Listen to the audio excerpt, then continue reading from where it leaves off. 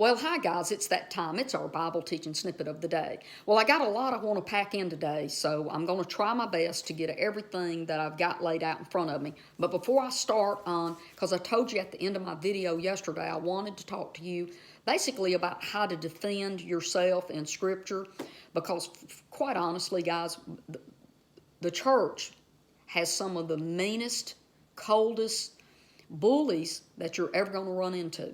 When you actually say out loud that you're going to do something different than what they think you should do or what they think you should believe, they start using Scripture. Most of the time, they're just snatching it out of context and throwing it at you and using it as rocks to try to hurt you, okay? So it's hard for me to teach that Christians should be vegetarians, which is what Jesus taught, and what God wanted from Genesis chapter 1, verse 29. God said that man was supposed to eat from the plants, from the trees and the plants. He created our bodies to run off that type of fuel, to function well off that type of diet, right? And God is not double-minded. He knows what's best for us, what's best for the earth, what's best for the animal kingdom, the whole thing. He knows, guys, okay? He's not the double-minded one here, okay? God does not change. He's the same yesterday, today, and forever. And that word forever means throughout all of the ages. That's what that word means. So God is the same. He did not change his mind. Fallen man changed his mind about what our diet should be. I'm going to quote you a quote. In fact, I'll just go ahead and quote it right now. I'm going to quote this and use it later in the teaching here. Origen, he is one of the early church leaders, okay?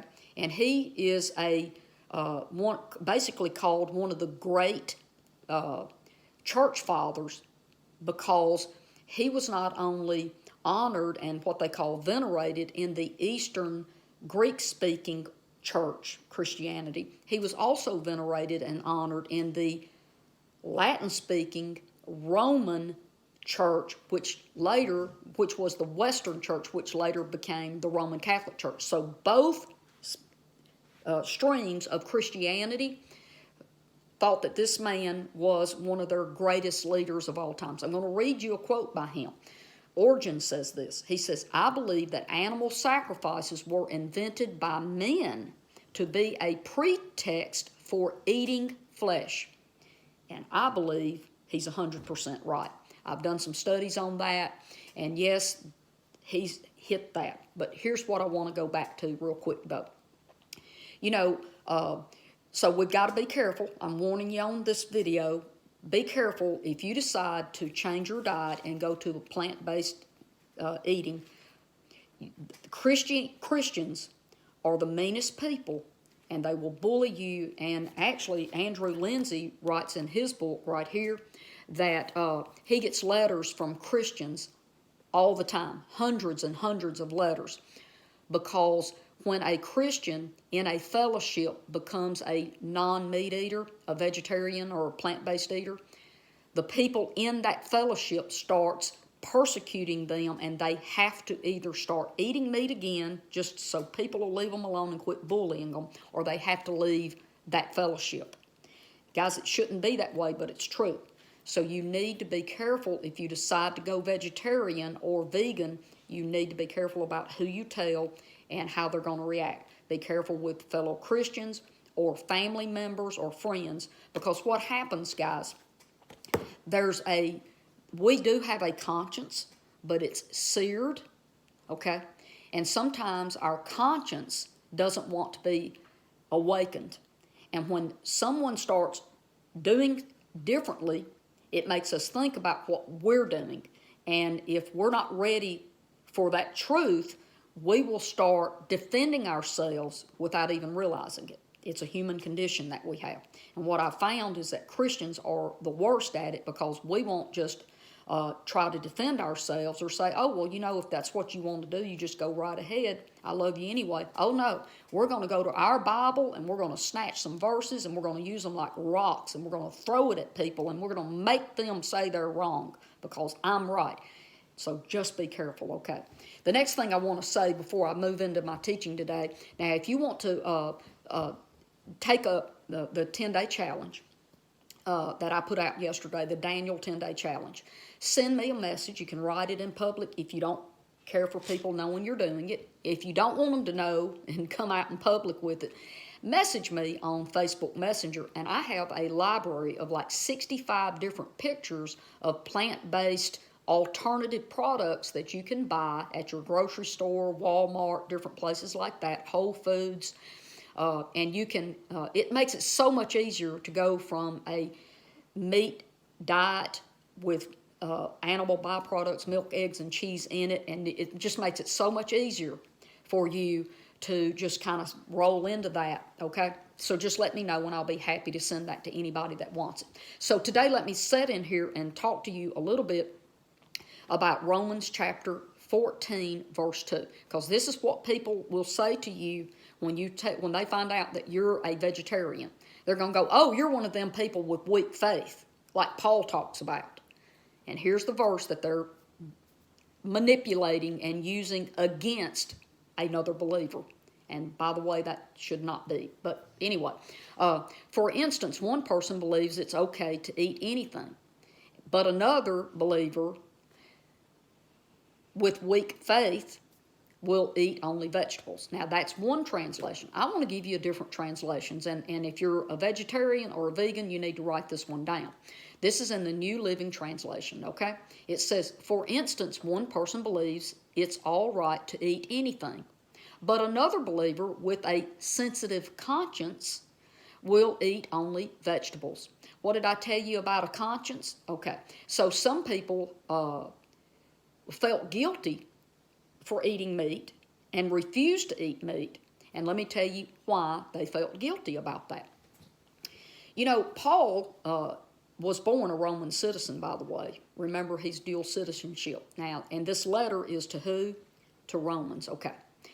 So now what he has in front of him is two groups of people. It's not a couple of people that are vegetarians and the rest of the whole church are meat eaters like it is now in the year 2020. Okay, what he had was a large group of Jewish Christians, okay, who were dispersed and scattered.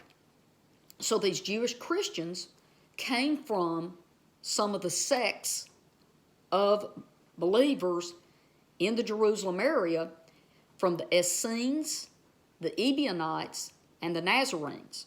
Those sects of Christians did not believe in animal sacrifices, nor did they eat any animal meat. Jesus taught vegetarianism. I know people are like going, whoa, I don't understand that. There's plenty of writings out there. Okay. Jesus' brother James was the leader of the Jerusalem church. He was a vegetarian. Jesus' brother Thomas, Didymus, he was a vegetarian. Judas, the letter of Jude, that's his brother. He was a vegetarian. Okay. The apostles taught abstaining from blood, abstaining from animal flesh, the blood or flesh of animals. Okay. That was a foundational teaching of the early Christian church.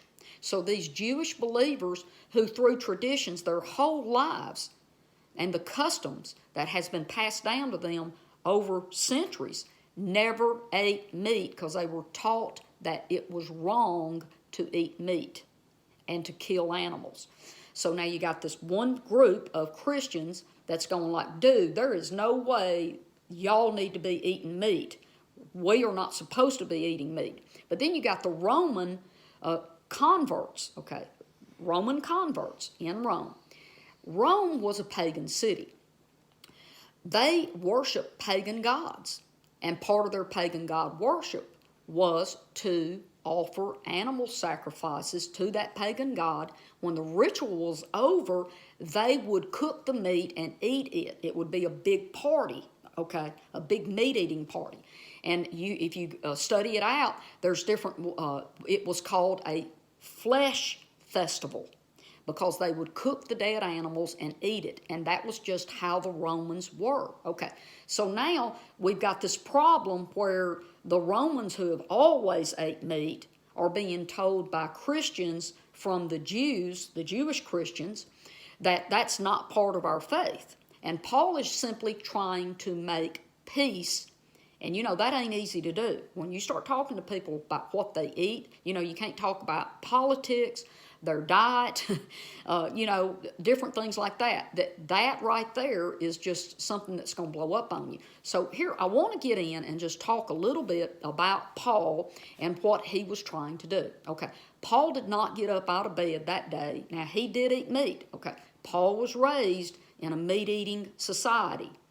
And that's why he sort of came at this, that it's okay to eat meat, because I eat meat, so it's got to be okay to eat meat. So he's trying to get the two separate groups of Christians to stop arguing and fighting with each other, okay?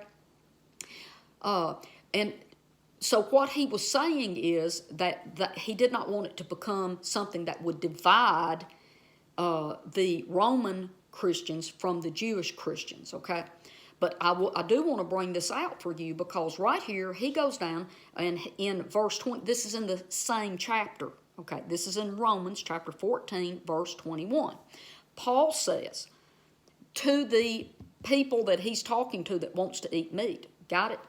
The right thing to eat is no meat. Or anything else, if it makes your brother stumble or hurts his conscience or offends him. Do you get that? So in Romans 14, 1 and 2, where he's talking about the meat eaters versus the vegetarians and the people with a more sensitive conscience not eating the meat, then he tells the meat eaters, you know what? Let's not break fellowship, and let's not let this thing come between and be divisive. So the right thing for you to do as a meat eater is to stop and not do that anymore. If it's going to make your brother stumble, it hurts his conscience, and obviously, look guys, obviously it was hurting their conscience, or he wouldn't have said people with a more sensitive conscience. He already knows that it's bothering the vegetarians. And watch this. It also says, if you offend him, if you're going to offend another believer, do not eat the meat. Well, he already knows the Christians are being offended, because he's gotten word that they're having a big division in this Roman Christian faith of the meat eaters who have Roman tradition versus the Jewish Christians with their customs and traditions of not eating meat, okay?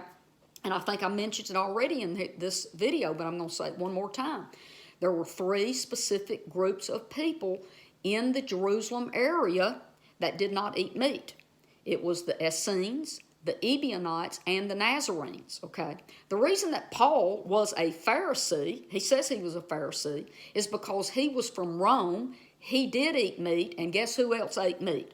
The Pharisees, the leaders in Jerusalem. They did eat meat. They believed in animal sacrifices and the eating of meat. Paul believed those same things. But then you have the other Christians that I named off earlier, the other Jews that became the early Christian leaders, Jesus' brothers, the apostles, all of those men taught vegetarianism.